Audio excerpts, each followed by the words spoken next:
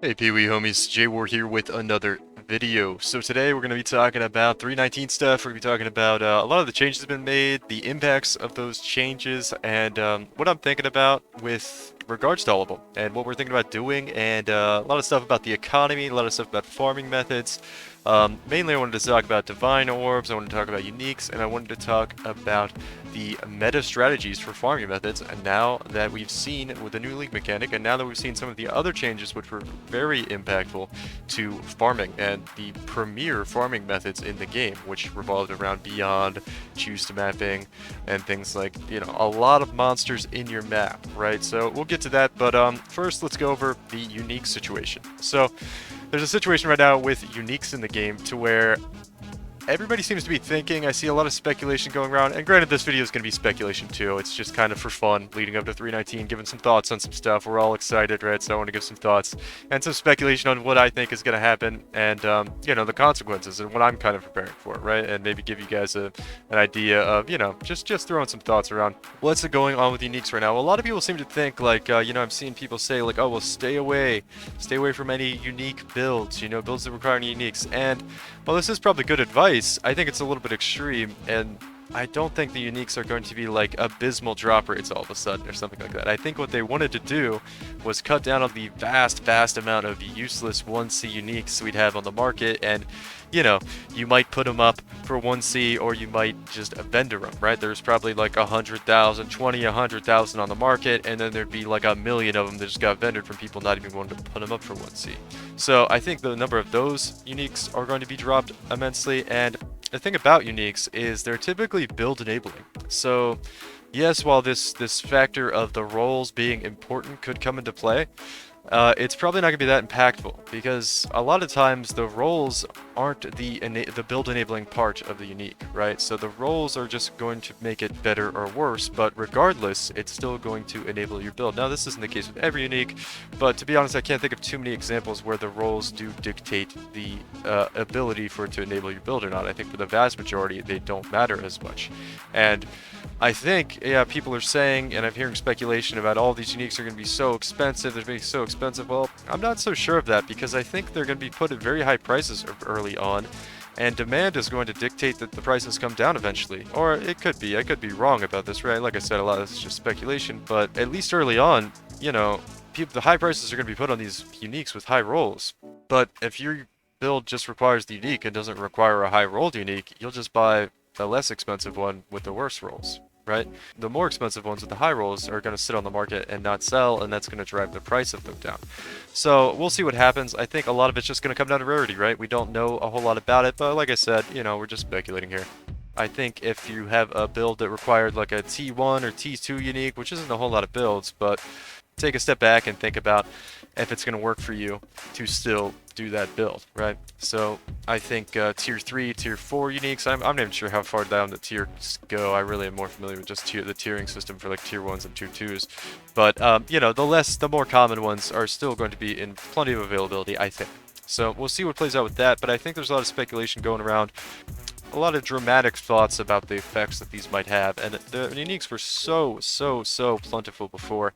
I doubt that we're going to see a case where they're just like super rare and the really good ones are worth like, you know, dozens of divine orbs. I mean, maybe the case with things like shavs, maybe the case with things like, I don't know, there's a lot of blade fall builds going around, blade vortex builds going around, so maybe cold iron points are going to be really expensive early, although they don't really have rolls.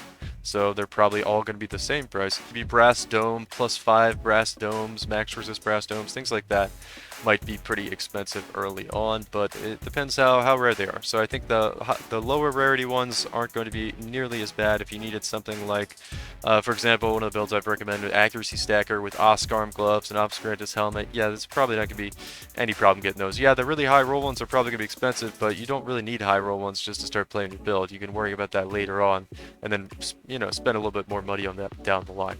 So anyway, that's some of the stuff I just wanted to talk about with uniques and some of the things going on with that. So moving on, what do we have up next? So farming methods and all this stuff is kind of tied together here. I wanted to talk about the Lake of Kalandra League mechanic and the farming methods and how everything's going to be impacted by the new League mechanic and the changes to other League mechanics. So Obviously, I'm talking about beyond being changed, and this has to do with the premier kind of farming method in Path of Exile, always now for a long time, being juiced mapping. Now, what this really does, guys, is, and I said this in 3.18 in a lot of my farming videos and my farming strategy videos, and how I typically go about farming is I like to do more of a speed mapping, maps, a lot of maps per hour, but not a lot of juice in those maps, right? So what I'm saying is what I found to be, it's kind of weird on the screen there, what I found to be the best farming methods in 3.18 were either the best was super juiced mapping, where you spend a lot of currency on each map, you put a lot of monsters in each map, and you ran a fewer number of maps per hour, right? Or per, time, you would spend more time in those maps, right? Because they'd be super juiced up and you'd be getting a lot of rewards per map, right? Now what I think is going to happen, and what I actually like, because I've always preferred doing these methods, just because, now don't get me wrong, I am kind of sad that, the super juice stuff did take a hit. It's really fun, and I did like it, but what I didn't like was the preparation, and some of you guys probably heard me say this before, the preparation is just, it's just not fun. It's just not fun to do. It takes too long to buy everything you need to do in bulk, get all the scarabs together, get all the seconds together. You have to basically use TFT to bulk buy all this stuff. It's a lot of third-party application stuff and trade website stuff going on, and I just like to get in the maps and blast. So this is a good change for someone like me who likes to who prefers doing a speed farming strategy, kind of like a boss rushing style, just kind of like an altar farming style. You do something like altar farming with strong boxes and essences. That's a really strong strategy where you're getting a lot of essences per map, you're getting a lot of strong boxes per map, but you're not doing anything. It takes a while in the map, and you're just getting through the map onto the next one as fast as possible. Low investment, almost no investment per map, but a lot of maps, right? Which is kind of the opposite from the premier strategy in the past, which may still be the premier strategy. We don't know what's going to play out with it or how it's going to feel once we start. Magic finding did get a buff, so there is that to kind of incentivize people to do juiced mapping with magic find characters, but we'll see what happens. We'll have to see what happens with the juiced mapping stuff. But really what's happened here is it's been brought down a peg. It's been brought down a peg. Juiced mapping has been the best content in the game for currency per hour for a long time now, and it's been brought down. Now, this doesn't mean it's not good anymore, but this means other methods are going to be more competitive with it. So, and it also does mean that we're probably not going to be able to generate the amount of currency that we were in the past, right?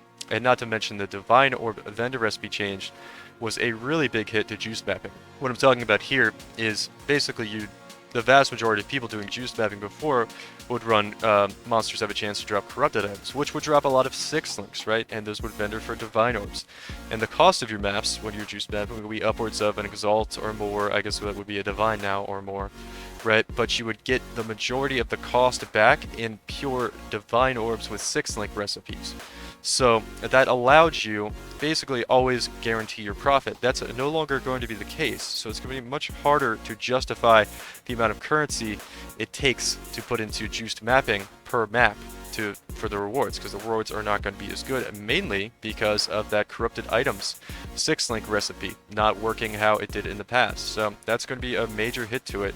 But that being said, it's also going to drive down the cost of the supplies needed to do the maps, right? So they're not going to be an exalt each because they're not going to be as high demand, because they're not going to be as rewarding. So it's naturally going to bring the cost of doing juiced mapping down, as that's just how the economy works in PoE. So we're gonna see how all that plays out and what it looks like going into 3.19. But I will say what I'm looking at right now, and I'm kind of excited about, is doing a more of a speed mapping, a lot of maps per hour style strategy. And this goes hand in hand with the last thing I wanted to talk about here, was the League of Kalandra mechanic, right? Because the League of Kalandra mechanic is going to allow you to encounter tablets, I think they're called, every map, and you make decisions for those tablets to build up a Lake of Kalandra encounter.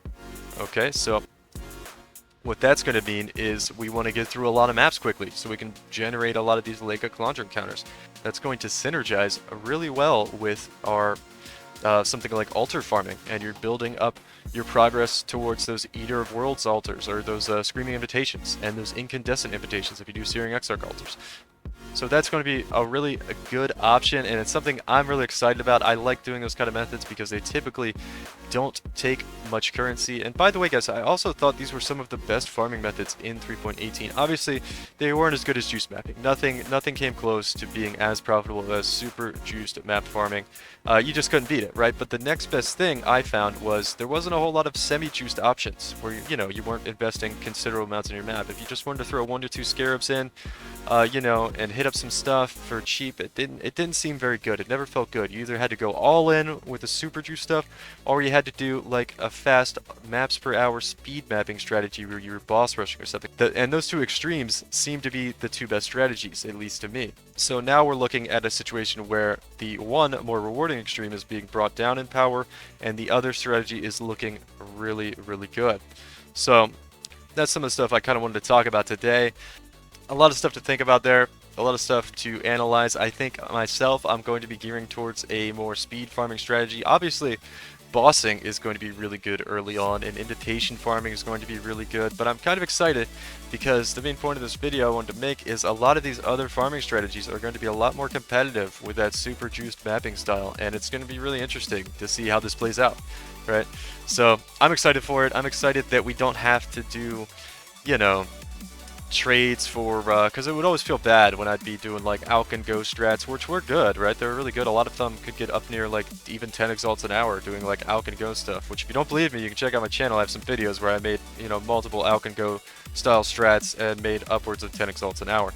Anyway, those strategies are going to be a lot better now, and it's very exciting to know, because it would feel bad, right? That's the point I was making originally, actually. It would feel bad having to do, or doing those strategies, knowing I could be doing the super juice stuff and be making more money, but, you know, a lot of people don't like to do it. That's the situation I found myself in a lot of times. I'd be like, I don't want to do it, it's too much trouble, right? I don't want to have to go through all that. So, just some stuff I wanted to talk about here. Some stuff that's going to be interesting to see play out in 3.19. But alright, that's going to do it for this one, guys, and thanks for watching.